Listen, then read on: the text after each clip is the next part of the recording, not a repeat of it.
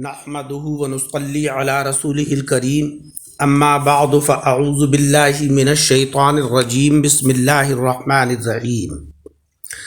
سامعین اکرام، اللہ تبارک و تعالی نے نیند بھی ایک عجیب شے بنائی ہے اور یہ ایک طرح کی موت بھی ہے۔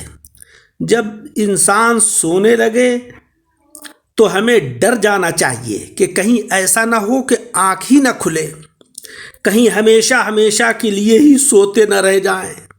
اور بہت سے لوگوں کے ساتھ ایسا ہوتا بھی رہتا ہے کہ وہ سوئے اور سونے کے بعد پھر بیدار نہیں ہوئے۔ لہذا اللہ رب العزت سے اپنے گناہوں کی توبہ کیے بغیر سونا مناسب نہیں ہے۔ حضرات خاصان الہی بہت ہی کم سویا کرتے تھے، کیونکہ سونا تو سراسر غفلت ہوتا ہے۔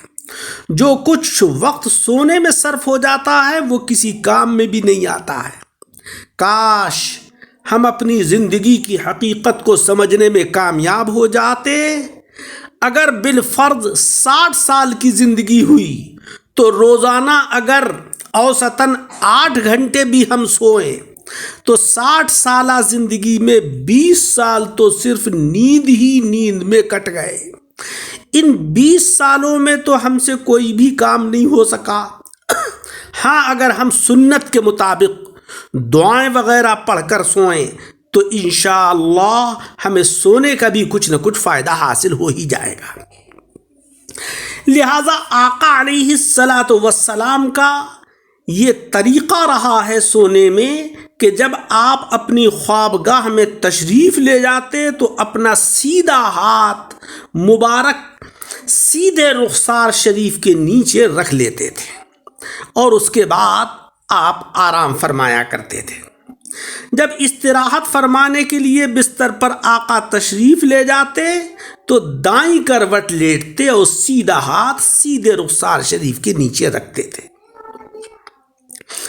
حضرت حذیفہ رضی اللہ تعالیٰ عنہ سے مروی ہے کہ آقا علیہ الصلاۃ والسلام جب رات کو بستر پر تشریف لے جاتے تو اپنا دست مبارک رخسار کے نیچے رکھتے اور پڑھتے، اللہم باسمک اموت و احیا، اے اللہ میں تیرے نام کے ساتھ ہی مرتا اور جیتا ہوں، یعنی سوتا اور جاگتا ہوں۔ اور جب نیند سے بیدار ہوتے تو پیارے آقا پڑھتے، الحمدللہ الذی احیانا بعد ما اماتنا والیہ النشور۔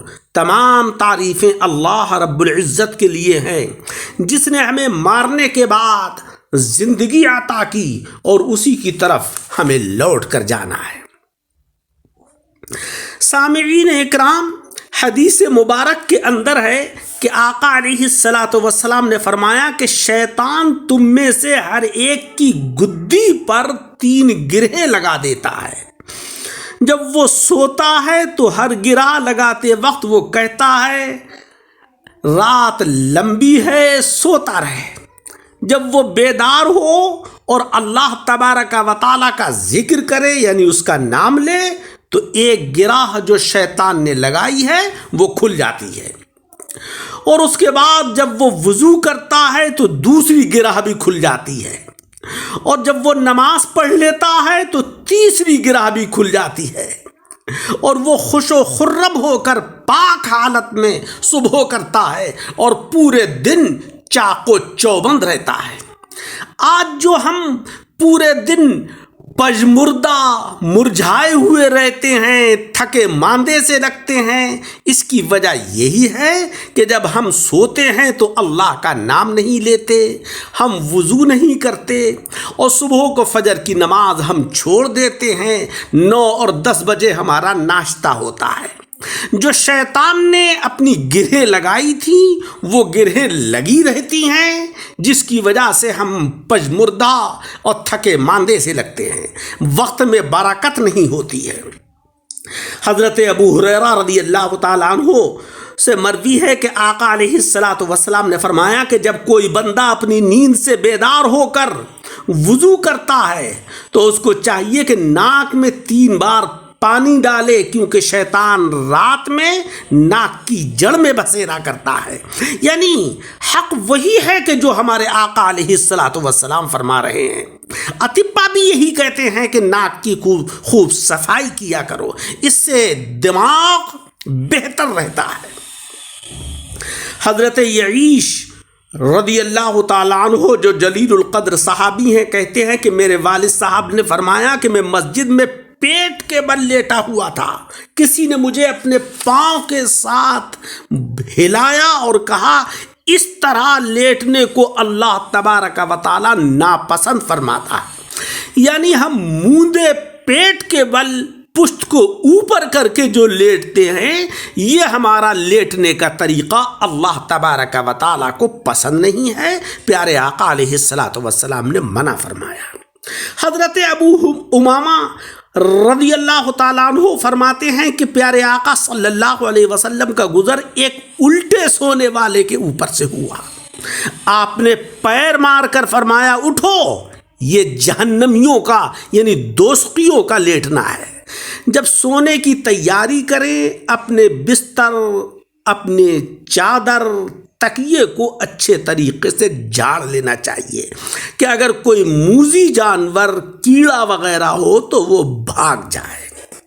جناب رسول مکرم صلی اللہ علیہ وسلم کا ارشاد عالی ہے کہ جب تم میں کوئی بستر پر لیٹے تو اندر کی طرف چادر اور بستر کو جھاڑ لے، کیونکہ کوئی نہیں جانتا کہ اس کے نیچے کیا ہے۔ جب رات کو گھر میں داخل ہوں تو بسم اللہ الرحمن الرحیم پڑھ کر گھر کا دروازہ بند کر دیں، کیونکہ شیطان گھر میں داخل نہیں ہو سکتا ہے۔ پھر لالٹین یا تیل سے جلنے والا چراغ ہو تو اس کو بجھا دیا کریں تاکہ آگ لگنے کا خطرہ نہ رہے۔ ہمارے آقا صلی اللہ علیہ وسلم کے تمام احکام ہمارے فائدے ہی کے لیے ہیں۔